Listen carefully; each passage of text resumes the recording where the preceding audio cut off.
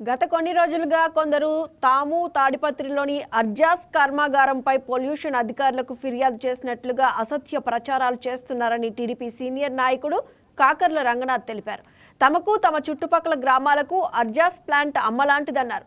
అలాంటి ప్లాంట్పై తాము అధికారులకు ఎప్పటికీ ఫిర్యాదు చేయమని స్పష్టం చేశారు. ప్లాంట్ నిర్మాణం కోసం భూములు కోల్పోయిన రైతులకు వారి అర్హతకు తగ్గ ఉపాధి కల్పించాలని విజ్ఞప్తి చేస్తున్నామన్నారు. అలాగే టెండర్ల పద్ధతి ద్వారా ప్లాంట్లోని పనులు కేటాయించాలని డిమాండ్ చేశారు. తాము అర్జాస్ ప్లాంట్పై ఫిర్యాదు చేసినట్లు నిరూపిస్తే యాజమాన్యానికి క్షమాపణ చెప్పేందుకు సిద్ధంగా ఉన్నామన్నారు.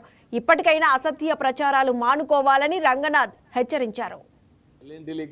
డిఎంఎంలకి నేను ఇంతవరకు నేనేం వర్కులేం అడగలేదే, నాకు అవసరం కూడా లేదు. నేను వర్కులు చేయాలనుకుంటే కర్ణాటకలో ఉన్నాయి, తమిళనాడులో ఉన్నాయి, మన ఆంధ్రాలో ఉన్నాయి, దాన్ని వర్కులు ఉన్నాయి. కష్టపడేవానికి ఏముంది, మిషనరీ ఉంది. నా తమ్ముళ్ళు మిషనరీ నా వర్కులు చేస్తుంటారు, మా తమ్ముళ్ళు మిషనరీలతో పని చేస్తుంటారు. పని చేస్తాం, పని లేకపోతే ఊరుకుంటాం, ఇంకోసారి పోయి చేసుకుంటాం. అంతేగాని ఫ్యాక్టరీని డ్యామేజ్ చేసి ఫ్యాక్టరీని ఏదో మేము లబ్ధి పొందాలనే ఉద్దేశం అయితే ఎటువంటి పరిస్థితిలో మాకు లేదు.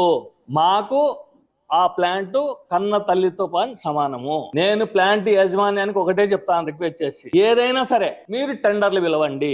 ఎవరు లోయెస్ట్ వచ్చే, ఎవరికి అదృష్టం ఉంటే వాడు చేసుకుంటాడు. ఇన్ని రోజులు మీ దగ్గర 10-12 ఏళ్ళ ఉండి పనులు చేస్తున్నారు అంటే కాంట్రాక్ట్ బేస్ మీద పని చేస్తున్నారు.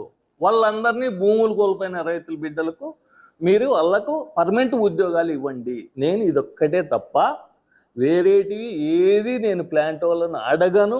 నాకు అవసరము లేదు. ప్లాంట్ని డ్యామేజ్ చేయాల్సిన అవసరం లేదు, డెవలప్ను అడ్డుకోవాల్సిన అవసరము లేదు. కలెక్టర్ గారికి కానీ ఎవరికే కానీ నేను పొల్యూషన్ మీద ఎప్పుడే కానీ ఎక్కడే కానీ